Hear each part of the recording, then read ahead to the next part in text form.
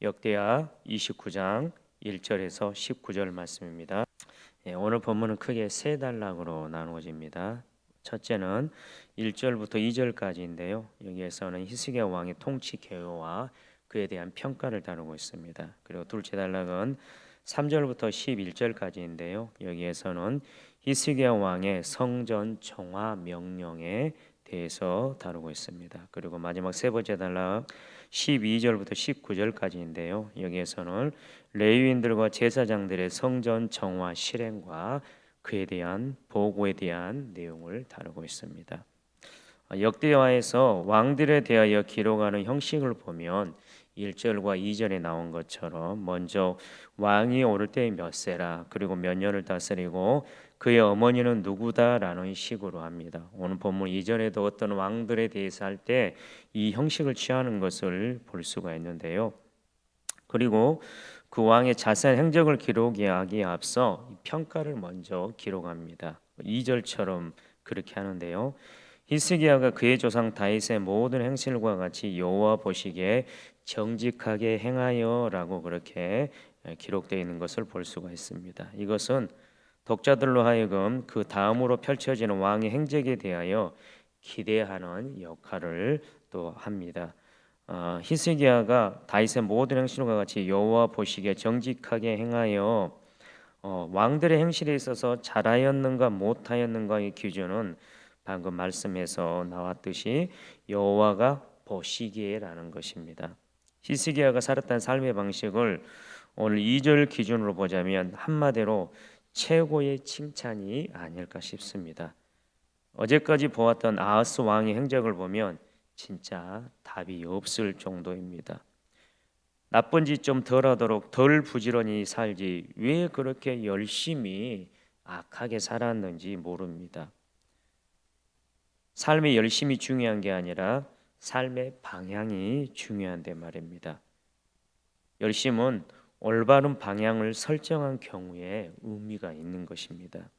그런데 아하스 왕은 악한 방향으로 그렇게 열심히 살았던 하나님께서 기뻐하시지 않았던 그런 왕인 것을 우리가 알 수 있는데요. 오늘 히스기야는 그렇게 살지 않았다는 것을, 즉 여호와 보시기에 정직하게 행한 삶이었다는 것을 1절과 2절에서 기록하고 있는 것을 우리가 볼 수가 있습니다.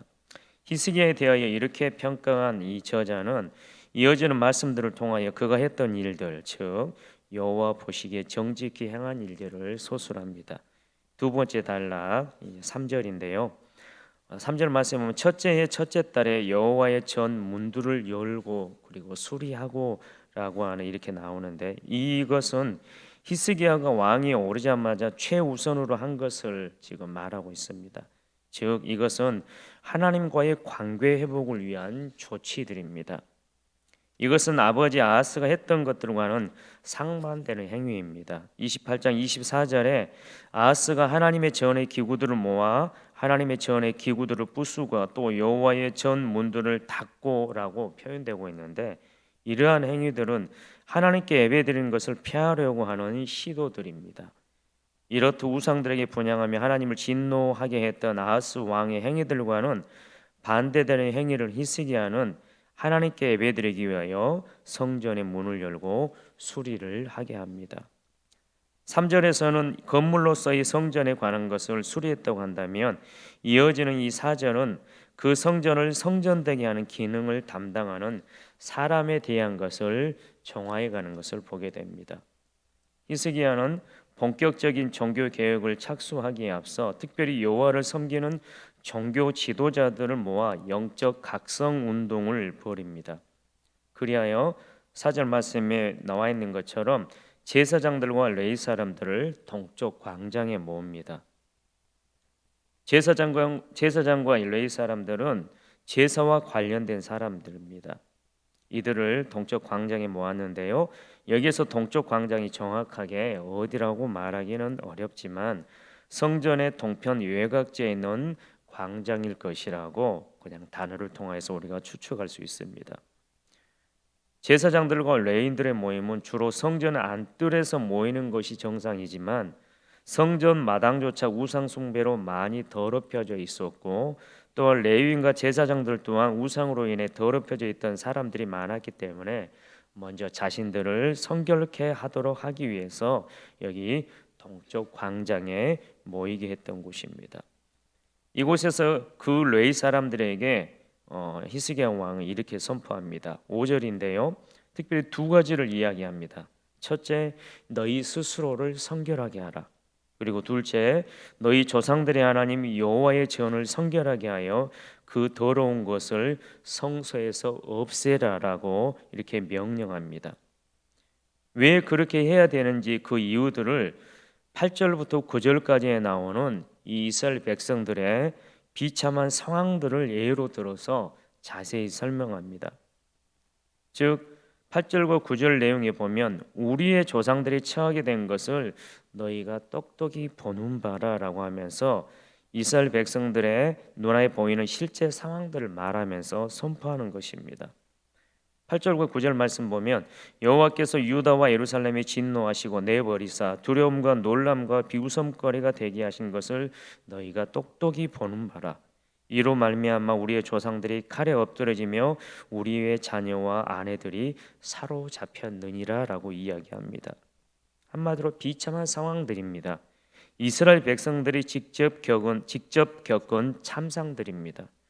그렇기 때문에 모두가 이해 가능한 경험들인 것이죠. 왜 이렇게 된지 아느냐? 이스라엘 백성들이 우리의 조상들이 왜 이렇게 비참하게 된지 아느냐라는 그러한 또 질문을 하게 되는데 그 이유가 바로 6절과 7절에 나오는 이 행위 때문이라는 것입니다. 6절과 7절에 나오는 행위 때문에 8절과 9절에 그런 비참한 것을 겪게 되었다는 것입니다. 6절과 7절 말씀 보면은 이렇게 나옵니다. 히스기야가 평하기로 근본적인 마음의 자세로는 하나님을 버리고 그 행실로는 여호와 보시기에 악을 행하고 얼굴을 돌리고 여호와의 송소를 등지고 낭실 문을 닫으며 등불을 끄고 분향하지 아니하고 하나님께 번제를 드리지 아니하고 이것은 한마디로 하나님과의 관계 가운데 소중하게 해야 할 예배와 순종이 없었던 이스라엘 백성들의 행태를 말하는데 한마디로 말하면 하나님을 배신했다는 것입니다. 8절과 9절에 이스라엘 백성들이 그런 비참한 것을 겪게 되는 이유는 하나님을 배신했기 때문에 결과적으로 그러한 것들을 겪게 되었다는 것입니다. 겉으로 나타나는 현상에 대하여 정확한 원인을 찾아내는 것은 너무나 중요합니다. 사람 몸이 아픈데 그 원인을 모르는 것이 아픈 사람들이 답답해하는 것과 같습니다. 왜 아픈지, 왜 몸이 아픈지 그 원인이라도 알면 어떻게 조치를 취해 볼 텐데 그 원인을 모르는 상태로 계속 있어야 하는 마음의 답답함이 육체의 아픔보다 더한 경우처럼 말입니다. 그런데 오늘 히스기야는 이스라엘 백성들의 현재의 상황들이 무엇 때문에 발생했는지 분명하게 알고 있습니다. 그래서 그것을 회복하기 위해서 정확한 조치를 하겠다는 것입니다. 그 마음이 10절에 나타나는데요. 10절 말씀에 보면 이제 이스라엘의 하나님 여호와와 더불어 언약을 세워 그 맹렬한 노를 우리에게서 떠나게 할 마음이 내게 있노니 즉 히스기야의 마음 안에 어떤 의지가 있다는 것이죠. 여기에서 히스기야가 말한 하나님 여호와와 더불어 언약을 세우라고 그렇게 이야기하고 있는데 이것은 어떤 언약을 다시 체결한다는 것은 아닙니다. 하나님과 언약을 체결했었는데 우리가 그것을 지키지 못하였었는데 이제 그것을 다시 지켜야겠다. 그 언약을 갱신한다라고 하는 그런 의미로서 이미 하나님과의 관계 속에서 주어지는 언약의 의무를 수행한다는 의미입니다. 하나님과의 관계 가운데 그 언약 관계 가운데 하나님은 하나님의 의무를 수행하셨지만 이스라엘 백성들은 그 언약의 의무를 수행하지 않았으므로 이제 우리가 수행해야 할 그 의무를 다시 하겠다라고 다시 어떤 언약에 대한 결단하는 그러한 내용인 것입니다. 이스라엘 백성들로 하여금 하나님과 체결했던 언약 무엇이겠습니까? 이스라엘 백성의 입장에서 보면 하나님의 백성으로 하나님의 말씀에 순종하겠다는 것입니다. 하나님을 하나님의 백성으로 여기고 하나님을 예배하는 그런 백성으로 살겠다라고 하는 것이 언약 백성의 그런 의무인데 그것을 이제 다시 하겠다는 것입니다. 그런 마음을 가진 히스기야가 그들에게 말합니다. 11절 내용인데요. 내 아들들아 이제는 게으르지 말라라고 이야기합니다. 게으르지 말라라고 하는 것은 어떤 의미를 가지고 있겠습니까? 열심을 내라라는 그런 것이죠. 성전이 폐쇄되었고 성전의 제사 도구들이 회파되었고 제사가 끊어진 상황에서 히스기야는 여호와 신앙 회복을 향한 마음이 매우 급했습니다. 내 아들들아 이제는 게으르지 말라라고 하는 이 표현 속에 히스기야의 간절한 마음이 나타나 있는 것을 볼 수가 있습니다. 여기에서 게으르지 말라라는 말은 현재적이고 즉각적인 금지 명령을 나타냅니다. 즉 이 말은 게으르지 말되 바로 지금 그렇게 해야 한다는 히스기야의 절박한 심정을 잘 표현해 주고 있는 것입니다. 성전에서 마땅히 여호와를 섬기는 일에 전적으로 헌신해야 될 제사장들과 레위 사람들은 아하스 왕의 불신앙에 휘둘려 자기들의 책무를 오랫동안 태만히 해왔습니다. 그러한 이유로 그들은 자신들의 직무를 게을리하면서도 양심의 가책을 받지 않았던 것으로 보입니다. 하나님을 섬기는 일에 한마디로 게으르게 했던 그들을 보면서 오늘 게으르지 말라고 지금 촉구하고 있는 것이지요. 원래의 자리, 니네가 섬겨야 되는 레위인의 그리고 제사장의 그러한 직무로 속히 돌아가라고 지금 촉구하고 있는 것이 내 아들들아 이제는 게으르지 말라라는 그 말 속에 포함되어 있다라고 하는 사실입니다. 그리고 11절 중하반절에 보면 여호와께서 이미 너희를 택하사 그 앞에 서서 수종도로 그를 섬기며 분향하게 하셨느니라라고 하는 이런 말씀을 하는데요. 여호와를 섬기는 데 게을러서는 안 되는지에 대한 이유가 방금 그 11절 중하반절의 그런 내용입니다. 즉 이스라엘은 많은 민족 가운데서 여호와의 특별한 선택을 받은 민족이며 그 가운데서도 레위 사람들 너희는 여호와를 가까이에서 전적으로 섬기도록 선택을 받은 지파입니다.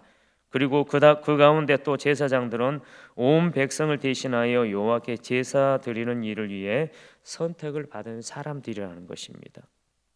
이러한 측면에서 그들에게 주어진 직무, 여호와 앞에 서서 수종들어 섬기며 분향하는 일은 부담스러운 의무이기보다는 그들이 가진 거룩한 특권이었습니다.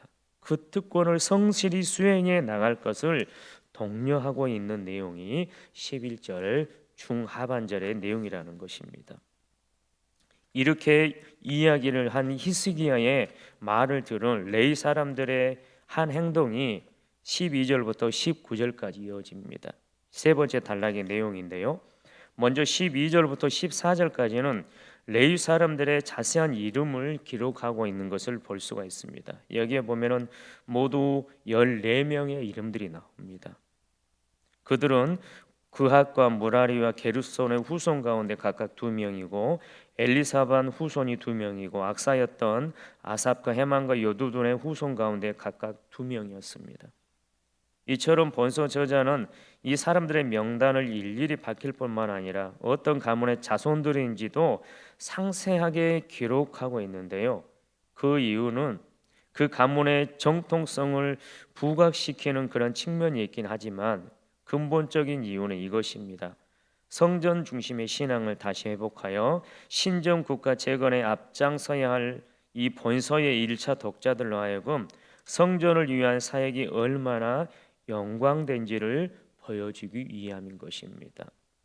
대충 몇 사람 레위인과 제사장이라고 하는 둘이 뭉실하게 한 그런 것이 아니라 여기에서 일일이 이 사람들의 이름을 기록하는 바가 바로 성전을 위한 사역이 얼마나 영광된지를 보여주기 위함이라는 것입니다.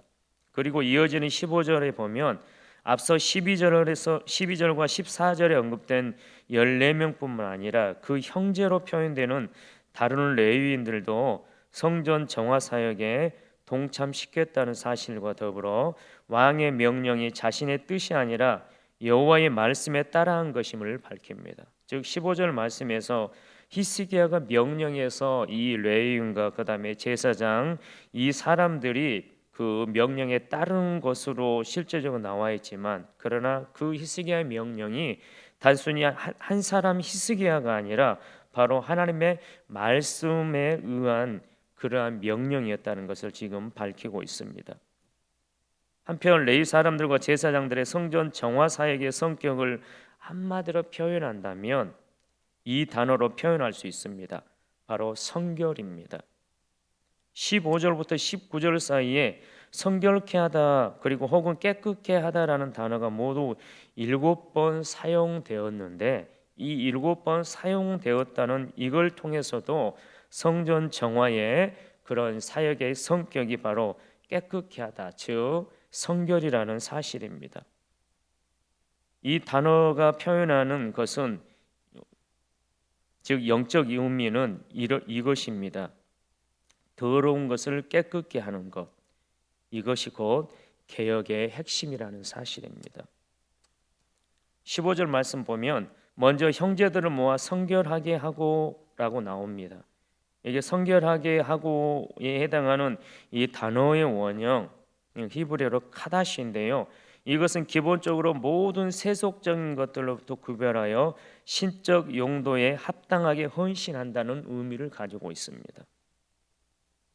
이는 14명의 레위 사람 대표들에 의해 모인 모든 형제들이 그들과 더불어 스스로를 세속의 모든 더러움으로부터 철저하게 분리시켜 하나님께 새롭게 헌신하였다는 사실을 나타내고 있습니다.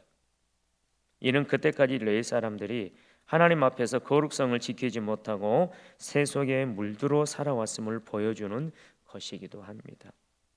다음으로 15절 하반절에 보면은 깨끗하게 할세라고 하는 그 단어가 또 사용되어 있는데요. 이 단어의 원형은 타에르라고 하는 헬라어 히브리어인데요. 본래 순결한, 순수한, 티 없이 깨끗한이라는 의미의 어원에서 유래한 단어입니다. 본문의 경우 성전을 깨끗게 하는 과정에서 탈색된 기구들을 깨끗하게 닦았으며, 더 나아가서는 영적으로 성전을 더럽혔던 모든 우상의 도구들을 치워버린다는 의미를 내포하고 있습니다. 성결하게 하고 깨끗하게 할세, 비록 단어의 어떤 원형은 좀 다르지만 의미하는 바는 같다는 것을 지금 의미하고 있습니다. 이 두 단어를 통해서 우리가 알 수 있듯이 성전 개혁의 핵심은 세속에 물들고 부정케 된 것들을 성결케 하는 것입니다. 그리고 그 성결의 대상은 성전에서 수종드는 모든 사람들과 성전 그 자체였습니다. 보시는 바처럼 그 순서는 사람과 성전 순입니다. 레위 사람들은 히스기야의 명령대로 그들 자신을 거룩하게 한 후에 성전을 정화하였던 것을 볼 수가 있습니다. 이 말씀을 우리에게 적용해야 됩니다. 내가 먼저 성결케 되는 것이 중요합니다. 하나님 앞에 성결한 사람이 되고 그 이후에 하나님 앞에서 봉사하거나 교회를 섬기는 것이 의미 있는 것이지, 내가 속세에 물들어 있고 온갖 세상의 욕망과 같은 우상에 사로잡혀 더러운 상태에 있는데 다른 외부적인 활동, 눈에 보이는 물리적인 어떤 것을 씻는 행동이 무슨 의미가 있느냐는 말입니다. 레위인과 제사장들의 성결이 우선되었던 것처럼 하나님을 예배하는 이 시대의 저와 여러분도 성결한 삶을 살아가야 할 것입니다. 이어지는 16절 말씀입니다. 15절에 나오는 레위 사람들에 이어 제사장들도 성전을 정화하였습니다. 특별히 이 본서의 저자는 그들이 여호와의 전 안에 들어갔음을 밝히는데요. 이는 성소와 지성소에 들어갔음을 나타냅니다. 이곳은 제사장만이 들어갈 수 있었으므로 성전 뜰의 정화는 레위인들이 감당한 반면에 성전 내부의 정화는 제사장들이 감당했던 것입니다. 그들이 여호와의 전에 있는 모든 더러운 것을 끌어내어 여호와의 전 뜰의 이름에 레위 사람들이 받아 바깥 기드론 시내로 가져갔더라. 이것은 하나님의 율법에 근거하여 성전 정화를 해가는 것을 나타내고 있습니다. 여기에 기드론 시내라고 나오는데요. 성경에서 법문과 같은 개혁 작업이 있을 때 자주 등장하는 그런 장소입니다. 아사 왕이 계획을 수행할 때 태우 마아가가 만들어 섬기던 아세라 상을 찍어 그곳에 버렸고요.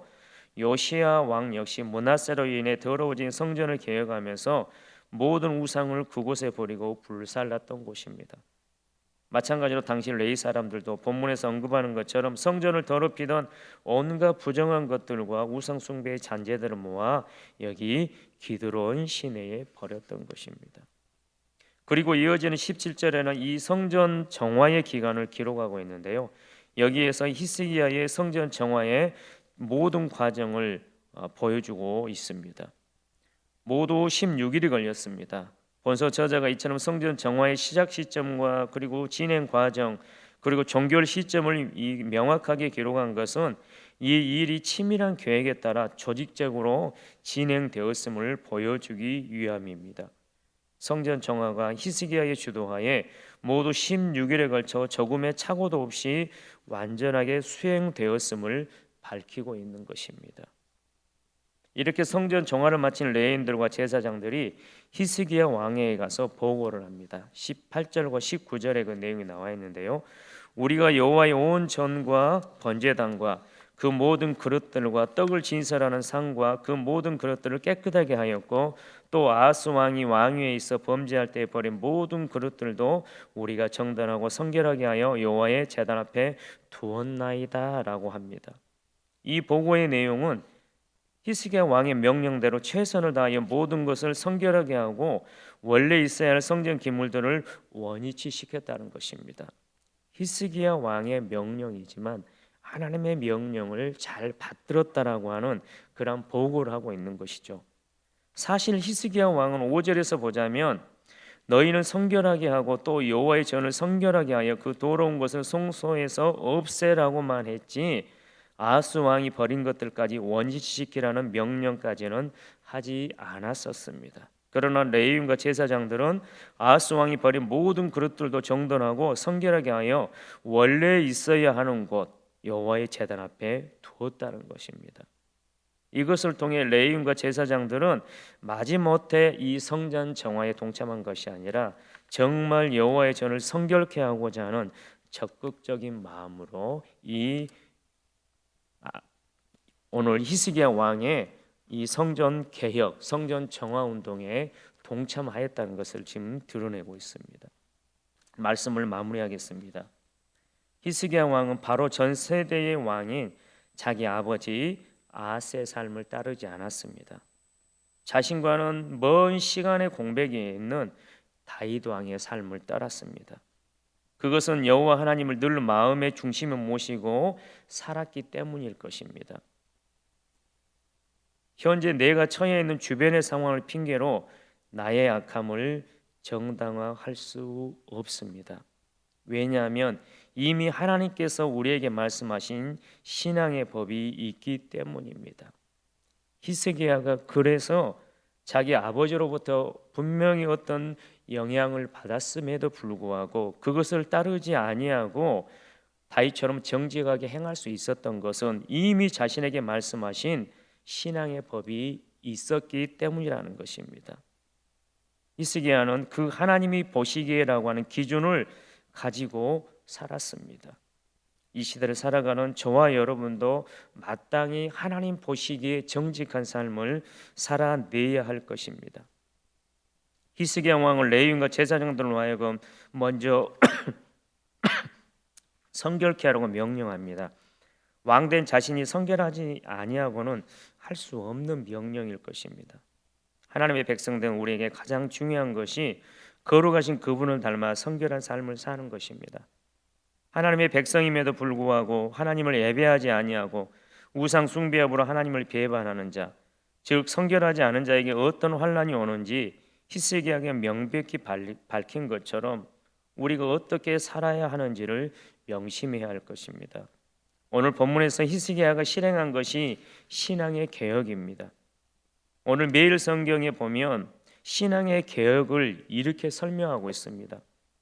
신앙의 개혁은 새로운 것을 만드는 것이 아니라 하나님의 말씀을 따라 모든 것을 질서 있게 바로 세우는 운동이라고 말입니다. 날마다 이러한 신앙의 개혁을 이루어가는 저와 여러분 되시길 주님의 이름으로 축원합니다. 기도하겠습니다. 사랑하는 하나님 아버지, 감사드립니다. 오늘 본문에 나오는 히스기야 왕을 통하여 어떻게 살아가야 하는지를 깨닫게 하여 주시니 감사합니다. 신앙적으로 캄캄한 시기에 있었지만 거기에 머물러 있지 않고 하나님의 언약을 기억하며 여전히 언약에 신실하신 하나님을 신뢰하며 언약의 상대자로서 자신과 자신의 백성들의 삶을 다시 세우고자 신앙의 개혁을 감행하는 히스기야처럼 오늘을 사는 저와 우리 교회와 이 땅의 백성들이 되게 하여 주시옵소서. 거칠애와 형식의 찌들은 위선자들이 되지 말게 하여 주시고 성결한 하나님의 백성으로 날마다 신앙의 개혁을 이루어가는 우리 모두가 되게 하여 주시옵소서.